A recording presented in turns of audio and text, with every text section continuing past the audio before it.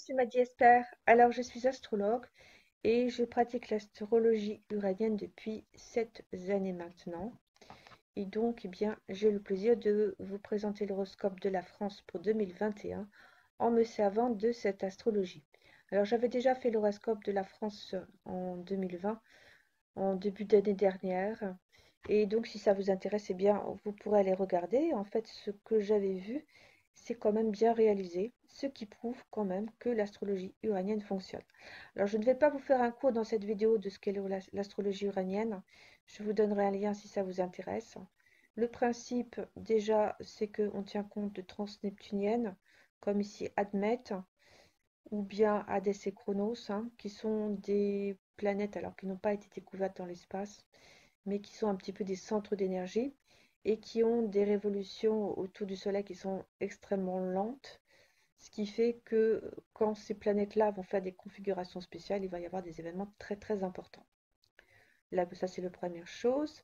La seconde chose, c'est que je ne travaille pas uniquement avec uniquement les transits des planètes, mais je travaille avec ce qu'on appelle les figures planétaires, c'est-à-dire un petit peu les, le- la dimension à 3, si vous voulez, hein. C'est-à-dire que souvent les astrologues parlent du transit d'une planète sur une autre planète, ou une opposition, enfin peu importe. Eh bien moi, je ne raisonne pas comme ça. Je raisonne à 3 dimensions. Si ça vous intéresse, encore une fois, je vous mettrai le lien vers mon site. Alors, ce que je voulais vous dire aussi, c'est que pour l'horoscope de la France, c'est bien pour l'astrologue de l'école de Hambourg, ou de l'astrologie uranienne. La nouvelle année commence au moment où le soleil entre au 0 degré 0 minute 0 seconde du Capricorne. Donc c'est pourquoi vous avez ici la carte du 21 décembre 2020 à Paris, puisque je fais l'horoscope de la France, à 11h02. Donc c'est le moment où le soleil entre dans le Capricorne et on a des aspects qui vont nous donner un petit peu la situation de la France pour 2021. Je vous le dis tout de suite, accrochez-vous parce que ça va secouer. Alors, quand on a une carte comme ça, déjà, enfin moi ce que je fais, c'est que je regarde un petit peu ce que font mes planètes. Or, je m'aperçois quand même ici qu'on a du Mars qui est pas très loin d'Uranus. Ça me donne déjà un premier signal qu'il risque d'y avoir des choses très violentes ou très soudaines en ce qui concerne la France, mais pas seulement. Alors, petite précision, pour ceux qui connaissent l'astrologie, qui vont me dire, mais oui, mais là, vous avez mis en fait les situations des planètes dans le ciel et donc ça va jouer au niveau mondial. C'est vrai, sauf que en ce qui concerne la France, eh bien, étant donné qu'on a quand même une ville, Paris, donc on a une longitude et une latitude, ça va nous mettre les points personnels comme l'ascendant et le milieu du ciel, pardon, dans une certaine position et ça va me caractériser en fait le pays, ou plutôt l'horoscope de la France proprement dit. Si j'avais fait l'horoscope de l'Allemagne, eh bien j'aurais un milieu du ciel ailleurs, un ascendant ailleurs, ce qui fait que ça changerait quand même un petit peu la donne, sachant que l'astrologie de Hambourg ou l'astrologie uranienne travaille beaucoup avec les points personnels. Voilà, je referme ma parenthèse et je reviens à ce Mars-Uranus dans lequel je vous dis ça va beaucoup bouger. Donc ça, c'était la première chose que j'avais remarquée. Et puis je vous donnerai le détail après. Seconde chose, pardon, c'est qu'on a Admet ici, qui est une transneptunienne, qui est en train de rentrer dans le signe des Gémeaux. Et ça va avoir une grande, grande importance. Pour ceux qui connaissent l'astrologie, vous savez que Uranus est entré dans le signe du Taureau en 2019. Il y avait aussi des grands changements qui étaient en préparation. Bon, ce qui était vrai d'ailleurs. En 2019, ça a déjà commencé à beaucoup bouger. Donc là, on a quand même Admet qui reste normalement 50 ans dans un signe ou dans une maison. Là, je suis sur les maisons terrestres. Et donc, le fait que Admet change de signe, déjà, il va y avoir ici des choses très importantes à aller explorer. Donc, mais j'y reviendrai. Là, je fais juste un petit tour pour voir ce qui va en fait être important de regarder. Ensuite, j'ai cette fameuse conjonction Hadès-Chronos qui nous pose grand problème, puisque en fait, c'est cette conjonction-là qui a tout déclenché l'année dernière. J'ai envie de dire l'année dernière, puisque je fais 2021. Euh, Pourquoi est-ce que ça a déclenché les problèmes? Eh bien, parce que on avait le nœud nord qui était vraiment collé au Chronos Hadès ici, et qui nous a donné un petit peu le déclenchement des gros, gros problèmes et des gros ennuis en relation avec justement avec la maladie, mais aussi avec la politique du gouvernement ou des gouvernements, puisque c'est un aspect mondial, hein. Donc cet aspect-là, en fait, il a joué au niveau mondial. Mais j'y reviendrai aussi. Bon, Vulcain, lui, il n'a pas beaucoup bougé. Vulcain, c'est une planète qui va apporter beaucoup de puissance. On va voir qu'elle est aussi importante cette année. Et puis là, on a une belle configuration, hein. On a du Zeus, Apollon, Poséidon ici, trois transneptuniennes qui ensemble vont parler, à mon avis, de tout ce qui est recherche. Alors ça peut être scientifique, ça peut être technologique. Moi, je verrais bien les nouvelles technologies. Donc, par exemple, le digital, le numérique, tout ce que vous voulez, hein, la robotique, enfin bref, tout ce qui est nouvelle technologie. Et on a ici jeu à 3, et donc il faudra les interpréter ensemble, ces trois planètes-là. Et puis ici, évidemment, la fameuse conjonction Jupiter-Saturne, qui va être extrêmement importante. Et je vais vous donner mon interprétation, alors vous aurez peut-être une autre interprétation auprès d'autres astrologues, évidemment. Moi, je vous donnerai l'interprétation selon bien, mes connaissances en astrologie uranienne. Alors, ce que je voulais vous montrer déjà, c'est que j'ai été chercher ce qu'on appelle une figure planétaire. Je vous l'ai mise ici à l'écran, hein. C'est Uranus, Neptune, Mars. Donc ça, en cliquant, eh bien, je me suis aperçue que ça tombait pas très loin du point vernal. Donc ça veut dire que c'est une figure planétaire qu'il faut prendre en compte et que ça tombait sur cette fameuse conjonction Jupiter-Saturne à admettre. Alors, pour pas trop vous perdre, hein, je vais vous donner tout de suite l'interprétation. Ça ne sert à rien de faire un cours en 5 minutes. Je vous donnerai le lien si vous avez envie d'en savoir plus, savoir comment je fais pour interpréter tout ça. Mais aujourd'hui, ce n'est pas le sujet. Donc, qu'est-ce que ça veut dire, cette fameuse figure planétaire? Eh bien, ça va être des actes révolutionnaires. Des actes révolutionnaires en relation avec des personnes qui se trouvent dans un espace clos. Là, vous avez l'interprétation non pas de Jupiter-Saturne tout seul, mais de Jupiter-Saturne avec Admète. Des gens enfermés. Actes révolutionnaires, pardon, en relation avec des personnes dans un espace clos et qui est en relation avec le sentiment de puissance de l'État. Donc quand on met ces petites interprétations bout à bout, ça veut dire quoi? Ben, ça veut dire qu'il va y avoir des personnes qui vont en avoir assez du confinement, puisque les personnes dans un espace clos, c'est le confinement, et que ça va conduire à des actes révolutionnaires et que l'État va faire usage de sa puissance à cet égard. Donc, première information que je vous donne, il va y avoir des choses vraiment comment dire, très fortes, très puissantes en France, et il va y avoir surtout des actes révolutionnaires, donc des manifestations, des mouvements sociaux. Si on regarde un petit peu maintenant ce Mars-Uranus, donc moi j'ai été chercher le mi-point qui doit tomber à peu près par là, hein. On peut le faire en cliquant ici sur Mars-Uranus, ou on peut le faire à vue de nez. Donc c'est à peu près ici, Mars-Uranus. Vous voyez que ça tombe sur Lune Admète, encore Jupiter-Saturne, et cette fois Pluton-Vulcain. Donc l'interprétation, eh bien, c'est les fortes oppositions, les événements soudains d'un peuple qui se trouve sous contrainte et qui va en fait lutter par rapport à des grands changements qu'on veut lui imposer, changements qui peuvent être en relation avec une avancée scientifique. Alors je n'invente rien, hein. Tout ce que je vous dis, c'est vraiment les figures planétaires décryptées à l'aide de mes connaissances en astrologie uranienne et à l'aide évidemment de livres de Alfred Viteux qui a répertorié toutes les figures planétaires. Alors si vous avez remarqué un petit peu, vous avez vu que le mi-point, donc le milieu de Mars-Uranus, il est pile sur la frontière entre la maison 7 et la maison 8. La maison 7, c'est une maison d'antagonisme, d'adversaire ou d'opposition. La maison 8, c'est une maison de destruction. Vous avez Mars-Uranus qui est un mi-point qui donne des actes violents ou soudains, qui est pile sur la jonction entre les deux maisons. Donc ça veut dire que ces deux maisons-là vont fonctionner ensemble avec les significations de Mars-Uranus. Donc là, vous allez avoir nettement des destructions qui vont passer par des oppositions ou des oppositions qui vont provoquer des destructions, comme vous voulez. De toute façon, ça va être des choses assez violentes du fait d'un peuple sous contrainte. Donc là, vous avez ce fameux Jupiter-Saturne. en relation avec l'UNADMET, parce que Jupiter Saturne tout seul, ça ne donnera pas ce sens-là, hein, en relation avec l'UNADMET, donc on prend les deux ensemble, donc un peuple sous contrainte, qui va donc aller manifester, qui va générer des fortes oppositions en relation avec des grands changements qu'on veut lui mettre en place, hein, qu'on veut mettre en place. Et des grands changements certainement en relation également avec des choses scientifiques. Alors, le vaccin ou pas le vaccin? Telle est la question, hein. Ça peut être ça. Ça peut être aussi autre chose.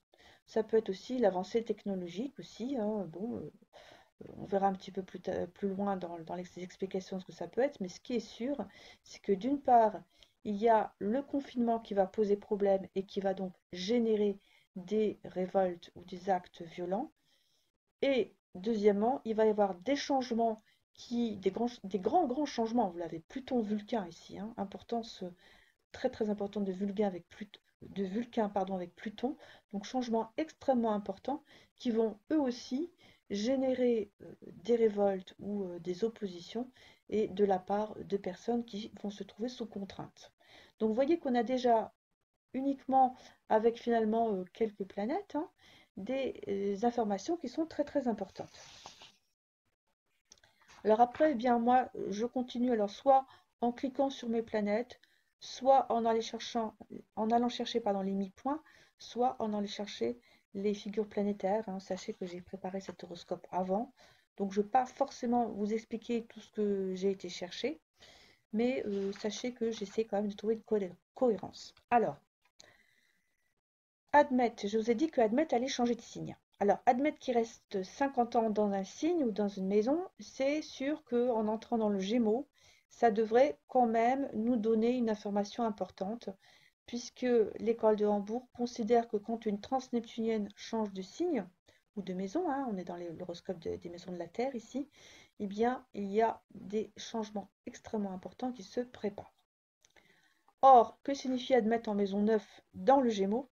Bien, ça signifie qu'il va y avoir un durcissement idéologique.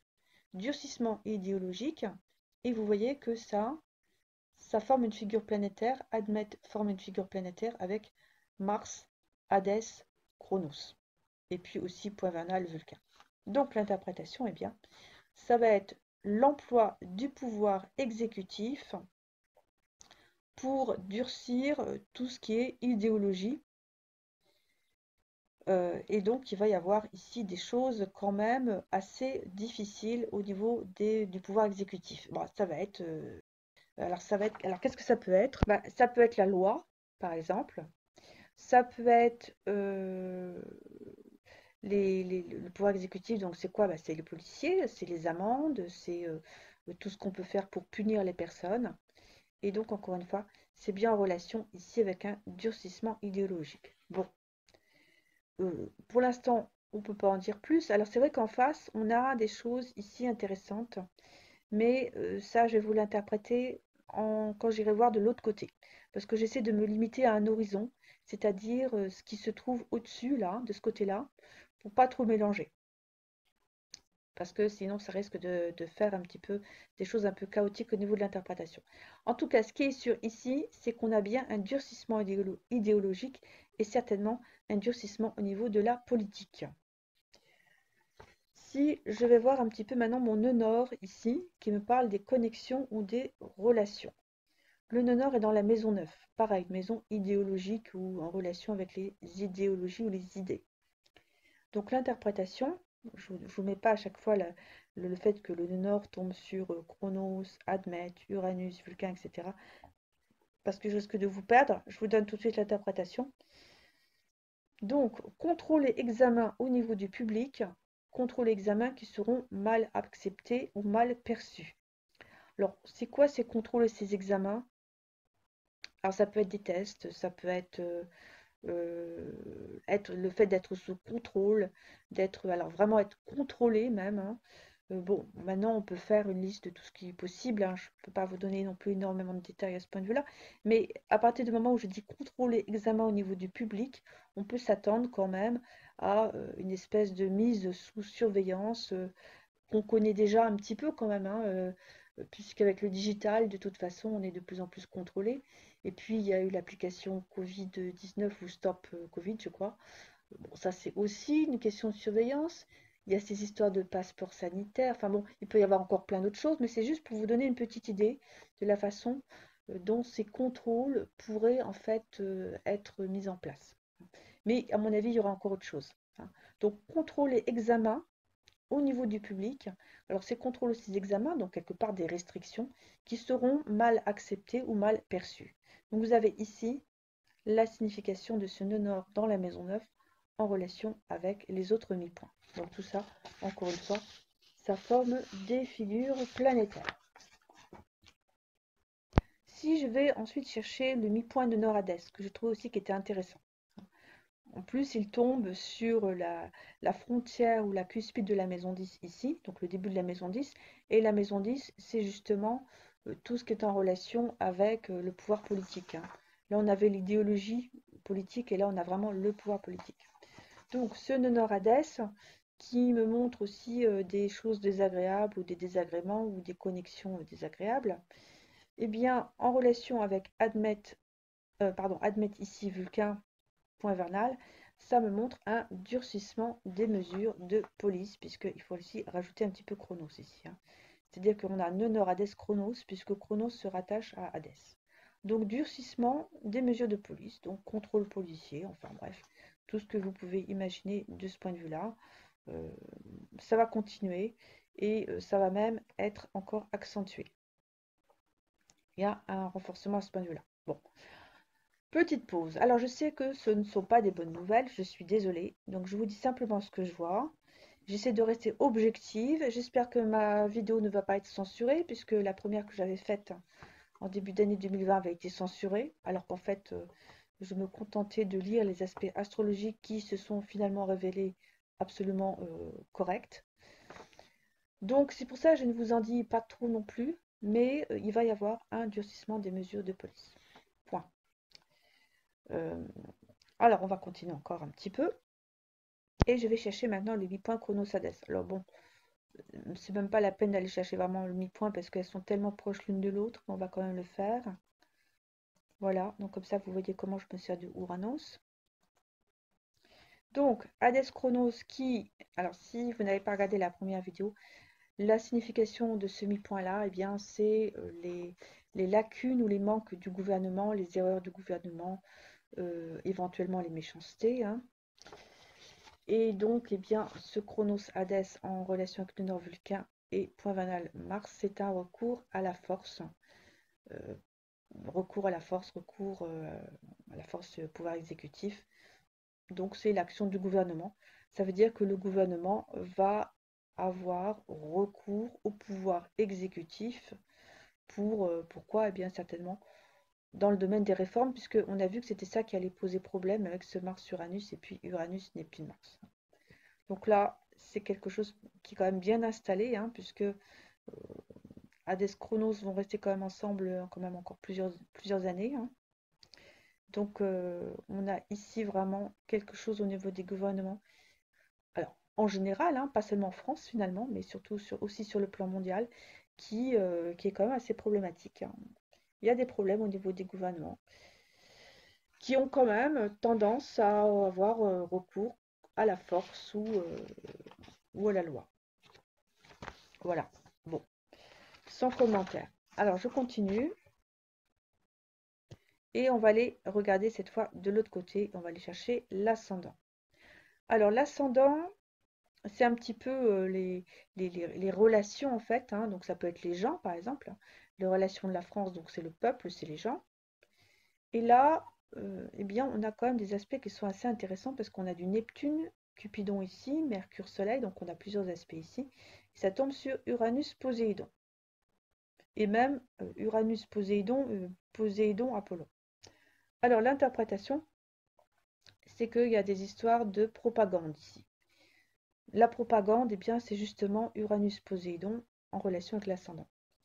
Donc, il y a de la propagande avec autrui pour la dissolution de communautés artistiques. Alors, je vous avais dit tout à l'heure que j'allais vous expliquer ce Cupidon.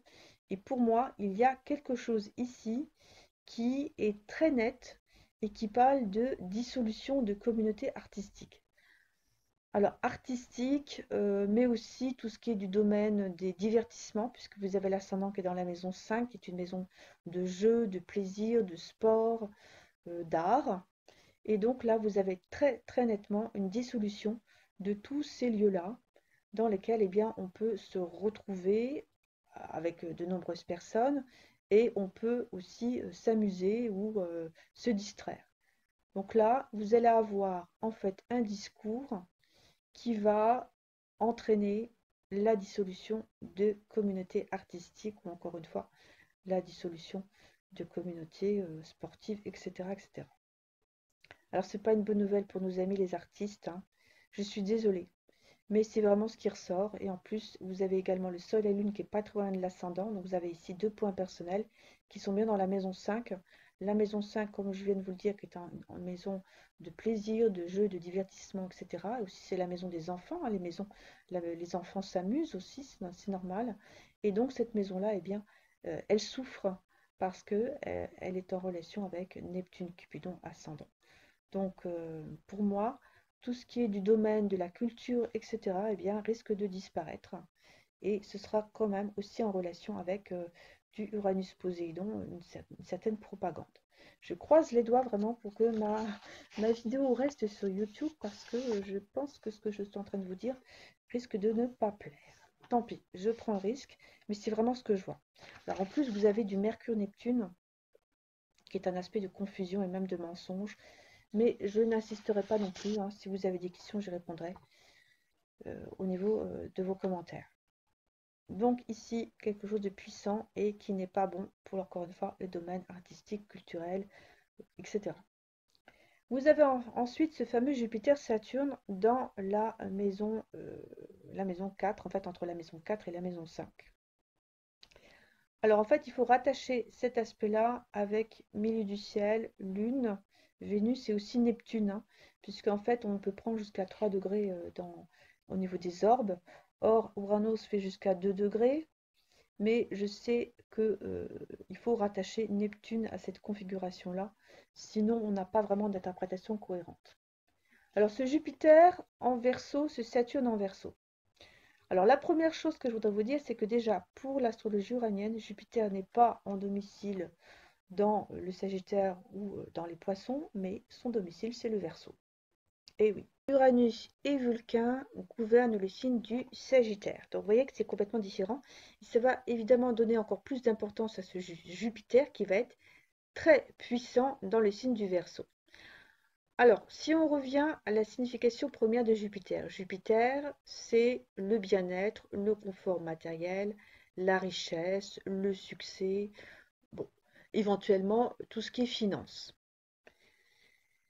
Saturne, ce n'est pas pour l'astrologie de Hambourg ou l'école de l'astrologie uranienne, ce n'est pas une planète qui est en relation avec l'expansion. Au contraire, c'est une planète qui donne des blocages, des ruptures, des arrêts, et puis c'est une planète que l'on trouve tout le temps dans les décès, hein. Il suffit de regarder dans les décès, si vous en avez, si vous pouvez regarder les décès que vous connaissez, eh bien vous allez voir qu'il y a toujours Saturne qui intervient. Donc ces deux planètes-là ont des significations complètement opposées. Ce qui fait qu'on peut avoir soit une prospérité ici qui est bloquée par Saturne, soit un blocage ici qui est amplifié par Jupiter, puisque Jupiter a tendance quand même à favoriser les choses, hein. Encore une fois, c'est la planète de la richesse et puis du succès. Donc un blocage qui a du succès. Ou alors une prospérité qui est arrêtée. Donc vous voyez que pour moi, cette fameuse conjonction Jupiter-Saturne, ce n'est pas une conjonction qui apporte la prospérité ou un renouveau économique. Au contraire, la seule signification positive de Jupiter-Saturne, séparation avec succès, séparation heureuse, c'est quand on fait un déménagement. Parce que là, on se sépare, parce qu'on le veut bien et parce que c'est quelque chose qui peut apporter justement euh, un succès ou c'est une séparation heureuse en d'autres mots, hein. Bref, c'est un déménagement. Sinon, eh bien, la plupart des significations de ce mi-point Jupiter-Saturne, ici c'est une conjonction, n'est pas vraiment positive. Donc, on a déjà ici un indicateur qu'il n'y aura pas prospérité matérielle en 2021. Au contraire, il y a des choses qui vont se retrouver bloquées.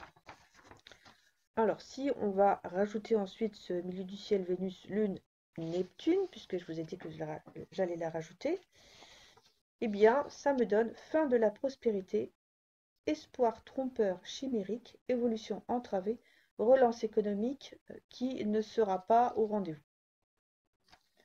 Voilà, c'est ce que je vois pour ce Jupiter-Saturne. Alors, dans un autre domaine, on peut aussi imaginer que, étant donné que Jupiter est en relation avec la finance, donc le système financier, que là, on va avoir des changements très importants. Moi, j'avais déjà pensé que ça pouvait être tout ce qui était l'euro digital, hein, parce que bon, je me tiens quand même un petit peu au courant au niveau de l'économie, et c'est vrai qu'on en parle beaucoup. Eh bien, moi, je pense que ça pourrait très très bien être mis en place sur 2021. Alors, pour ceux et celles qui se tiennent au courant des techniques ou qui aiment bien un petit peu tout ce qui est technique, vous savez qu'à l'heure actuelle, on peut régler nos achats avec notre téléphone, hein, notre smartphone, notre Android. Bon, eh bien, c'est tout à fait le sens de ce Jupiter-Saturne, c'est-à-dire en fait que tout soit digital et virtuel. Donc pour moi, ici, il peut y avoir aussi des choses en relation avec le Verseau, les nouvelles technologies, et qui soient en relation avec la finance également, mais avec Saturne. Donc un arrêt au niveau de la finance, on va dire traditionnelle, et un renouveau en relation avec une finance qui sera complètement digitale. Donc ça peut être aussi une interprétation. On va dire une interprétation en considérant uniquement la conjonction Jupiter-Saturne, sans plus. Mais si on tient compte des autres figures planétaires ici, puisque moi je prends en compte toutes les autres aspects que l'on voit sur la carte, eh bien, c'est bien une prospérité matérielle qui est entravée et qui va donner en fait des grosses désillusions, puisque je crois que tout le monde attend la relance économique. Mais pour moi, eh bien, elle ne sera pas au rendez-vous. Ah, je vous avais dit qu'il fallait s'accrocher. Pour cette fameuse vidéo, je suis désolée. Et en plus, on s'aperçoit que ce Jupiter-Saturne n'est pas très loin de la maison 5. La maison 5, c'est les relations sociales, hein, on l'avait vu tout à l'heure, les relations sociales et puis aussi les lieux où on s'amuse, où on a plaisir à être ensemble, etc. Or là, le fait qu'on ait Jupiter-Saturne justement qui soit entre la 4 et la 5, la 4 c'est aussi un petit peu les villes, les lieux où on se trouve, et la 5, comme je viens de le dire, les lieux de divertissement, eh bien ça veut dire que là, il y a bien quelque chose qui va être entravé de ce point de vue-là. Donc ça peut être aussi un bonheur entravé, hein. Vous pouvez aussi l'interpréter comme ça. Donc ça veut dire que, eh bien, pour moi, pour 2021, je ne pense pas qu'il y aura réouverture de tout ce qui est artistique, culturel, etc., comme ça l'était avant, ou si jamais ça devait l'être, eh bien de toute façon, ça ne sera plus comme avant, puisque là, on a très nettement une Saturne qui va venir bloquer tout ça. Donc ça, c'est mon interprétation. Après, évidemment, il peut y en avoir d'autres, mais pour moi, il n'y aura pas relance économique sur 2021. Je ne vois pas comment ce serait possible d'ailleurs. Alors, je vais passer sur Cupidon, Mercure, Soleil, puisque pour moi, cette configuration-là, eh bien, elle est vraiment en relation avec justement ascendant Soleil, Lune, Neptune. Donc, il faut prendre tout ça ensemble. Et on a vu que ça vraiment, c'était en relation avec justement les dissolutions de communautés artistiques, hein. Pour moi, c'est là. Donc, je ne veux pas vous refaire l'interprétation de ces trois planètes-là, toutes seules. À mon avis, il n'y aurait pas vraiment beaucoup de sens. Par contre, on peut aller regarder du côté de Pluton, dont je n'ai pas encore parlé. Alors, c'est vrai que je me suis posé la question, est-ce que je prenais Pluton en relation avec Jupiter-Saturne ou pas? Et puis, au vu des aspects, je pense qu'il faut prendre Pluton tout seul, hein, puisque Jupiter-Saturne, elles sont vraiment ensemble. Et Pluton, il est quand même un petit peu à côté. Donc, je ne vais pas le prendre avec. Donc pour moi, étant donné qu'il va tomber sur point vernal Poséidon et puis Mars, Zeus et Chronos Vulcain, même si on peut aller chercher de l'autre côté éventuellement, bon, là il y a une cohérence, eh bien il va y avoir un développement dans les villes, donc ça peut être au niveau régional, de moyens techniques en relation avec tout ce qui est intellectuel. Alors, ça veut dire quoi? Ben, en d'autres mots, ben, ça veut dire qu'il peut y avoir, par exemple, du télétravail, euh, tout ce qui est nouvelles technologies. Ça peut être, je me demande aussi, là je viens d'y penser, je me demande si ça va pas être Internet. On parle beaucoup de la 5D, je crois. Hein. Faut m'excuser si c'est pas ça. Hein. Là, je suis pas trop dans les techniques de ce point de vue-là, mais il me semble que ça pourrait être ça, puisqu'il y a des choses un petit peu, encore une fois, en relation avec les nouvelles technologies ici, et qui passent par la technique, Mars Toys, hein, les machines.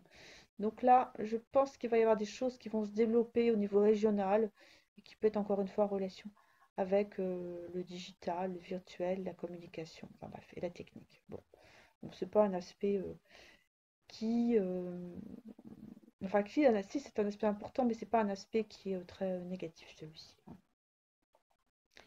Et ici, alors pareil, je prends pas Milieu du ciel Vénus parce que pour moi, c'est en relation avec Neptune et puis ascendant, ce qu'on avait vu tout à l'heure.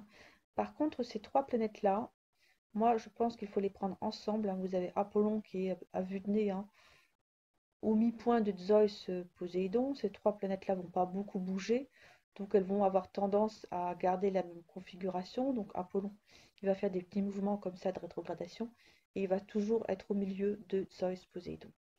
Ça, eh bien, c'est un développement des technologies ici dans la maison 2 par rapport au commerce.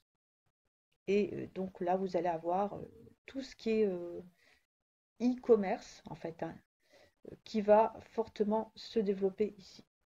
Voilà. Donc c'est ce que je peux voir déjà pour la France. Alors, vous allez me dire, oui, mais c'est pas énorme. Ben, peut-être, mais enfin, on va dire que ça va être les principaux événements de ce qui va se passer en France. Et vous allez voir qu'on va être suffisamment occupé avec justement tout ce qui va se passer. Puisque si on revient sur 2020, qu'est-ce qui s'est passé? Ma foi, pas énormément de choses. Hein. On a eu le confinement, on a eu le stop and go justement avec le confinement, on a eu la fermeture des commerces. Donc c'était quand même assez focalisé, on va dire, sur quelques événements seulement. Et avec au milieu le gros événement qui était le virus et puis l'action du gouvernement. Action de gouvernement qui, je rappelle, se trouve ici. Donc qui ne seront pas porteuses de succès. Ça veut dire qu'on n'aura pas la solution, ou plutôt la solution ne viendra pas au niveau des gouvernements.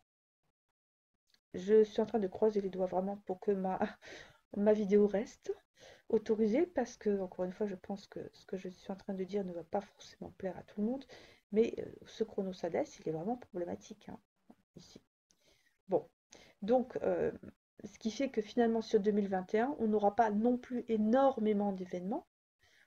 On aura surtout vraiment des mouvements sociaux qui vont être très importants, encore une fois, avec, en relation avec des réformes qui ne vont pas être bien accueillies. En ce qui concerne le virus lui-même, moi je pense qu'il sera toujours là, hein, parce qu'on a quand même toujours ce nœud nord Hadès qui peut montrer les histoires de contamination. Hein. C'est la relation avec la maladie ici, donc qui est bien installée. Hein. Tant que le nœud nord s'éloigne pas complètement de Hadès, eh bien on aura toujours ces histoires de virus qui sont là. Et donc les histoires de contamination. Donc c'est pour ça, je ne pense pas qu'on va énormément changer par rapport à 2020, si ce n'est que cette fois, on aura l'aspect révolutionnaire aux mouvements sociaux qu'on n'avait pas eu sur 2020 et qui va être là sur 2021. Alors pour savoir un petit peu au niveau des datations, donc moi je regarde les éclipses pour voir un petit peu justement quand est-ce qu'on peut avoir ces mouvements sociaux. Eh bien, je pense que c'est l'éclipse du 26 mai 2021 qui va nous donner un petit peu la datation. Donc, ça veut dire qu'en fait, ce sera à partir certainement du printemps 2021. Et donc là, je vais aller regarder avec la route 90 degrés, pouvoir voir des aspects un petit peu plus fins, toujours en restant sur cette éclipse ici. Et vous voyez qu'elle tombe quand même sur Mars Zeus. Alors ça peut être les techniques, comme je l'ai dit tout à l'heure, mais ça peut être aussi les militaires, en relation ici avec Admet Hadès, qui est quand même quelque chose qui peut être de l'ordre de la répression. Voilà. Donc je pense que c'est plutôt cette éclipse-là qui va nous donner le signal de quand pourraient commencer les mouvements sociaux en France. Et vous avez ici en plus Saturne-Uranus. Alors Saturne-Uranus, j'en ai pas encore parlé parce qu'en fait l'aspect n'était pas visible sur la carte. C'est un aspect qui va se mettre en place un petit peu plus tard, justement vers le printemps. Et ce Saturne-Uranus, il faut aussi en dire un mot. Normalement, c'est Saturne qui est en carré de Uranus. C'est-à-dire que si je reviens sur la carte de 360, vous allez voir que Saturne est ici, donc dans le Verseau, hein, bien installé, alors que vous avez Uranus qui est dans le Taureau. Donc là, on a bien un aspect de carré. Sauf que quand on travaille avec l'astrologie uranienne, eh bien, on a tendance à travailler avec la carte de 90 degrés pour aller voir justement des aspects plus fins, notamment les demi-carrés, ce genre de choses, que l'on ne verrait pas avec la carte traditionnelle, parce que aller repérer 45 degrés ou 135 degrés sur une carte de 360 degrés, vous allez avoir du mal. Or, les demi-carrés ou les multiples de 22 degrés et demi, par exemple 135 degrés, hein, ou 112 degrés 50, etc., eh bien, ce sont des aspects qui ont aussi une importance dans l'astrologie uranienne dans l'école de Hambourg. Donc, pour fermer la parenthèse, eh bien moi, je regarde aussi beaucoup les aspects avec la route 90 degrés, ce qui va faire que ce Saturne carré Uranus va apparaître sur la route 90 degrés comme une conjonction. Et c'est aussi plus facile à voir. Or, ce Saturne-Uranus, il est proche de Poséidon, ici. Ça, c'est aussi quelque chose qui est important comme aspect parce que ces trois planètes-là vont avoir tendance à fonctionner ensemble. Or, Saturne, Uranus, Poséidon, eh bien, c'est un ébranlement des croyances. Donc là, on a une mise en doute. C'est-à-dire que c'est à partir du printemps 2021 qu'il va y avoir des gros points d'interrogation, des grosses remises en question dans la population, donc au niveau en fait de la population ici, hein. Vous l'avez ici très nettement. Et c'est ces remises en question, ces interrogations, ces croyances qui quelque part qui s'écroulent, qui qui vont faire qu'il va y avoir, à mon avis, le début de mouvements sociaux ici, très visibles avec ce Mars Joyce. Et puis, on l'avait vu tout à l'heure, alors faut que je reclique sur l'éclipse. Vous avez le livre d'Alfred Vitteux, et si vous allez chercher Hadès Vulcain, eh bien, vous allez tomber quand même sur des aspects de violence, hein, sur la méchanceté, le danger, les infamies. Donc, un mi-point qui est tout sauf sympathique et qui en plus se relie à Mars Zeus qui est en relation avec le pouvoir militaire. Donc c'est pour ça que, à mon avis, cette éclipse-là, elle n'est pas bonne du tout et elle montre dans les 6 mois à compter de l'éclipse, à mon avis, beaucoup de violence qui va être en relation, encore une fois, avec ici la police ou le pouvoir militaire et qui va être ici en relation également avec un ébranlement des croyances ou des convictions ou du moins en relation avec beaucoup de doutes et d'interrogations. Si on regarde encore un petit peu les autres aspects de cette éclipse, parce que bien sûr il faut regarder cette éclipse sur quoi est-ce qu'elle tombe, mais on peut aussi aller regarder un petit peu ce que font les autres planètes. Et là on a du Mars-Neptune ici. Je ne vais pas arriver à mettre sur le mi-point, je vais essayer. Disons que Mercure-Neptune, eh bien, c'est la confusion et le mensonge. Donc il y aura vraiment quelque chose à cette époque-là, hein, dans le ciel, où il va y avoir, encore une fois, des mensonges ici, alors qui vont fonctionner en plus, puisque ça tombe sur Jupiter. Des mensonges qui vont fonctionner, mais ça peut être aussi quand on pense quelque chose et que ce n'est pas vrai. Ça veut dire en fait beaucoup d'illusions, hein.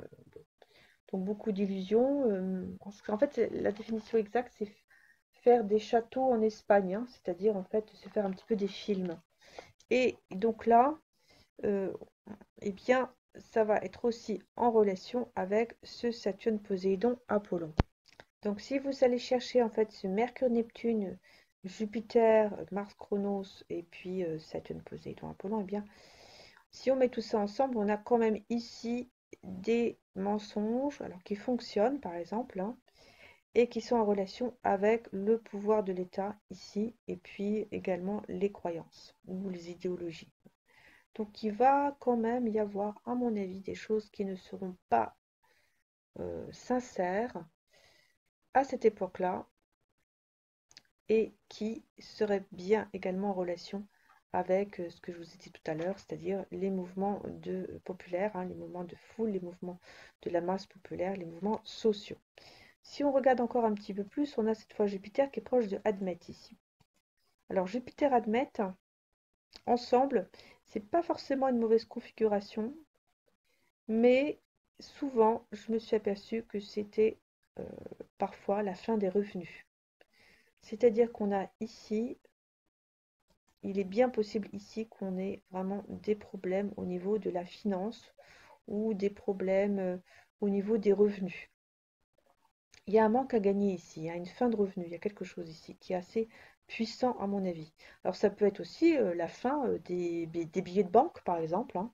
La digitalisation dont je parlais tout à l'heure, ça peut être ça aussi.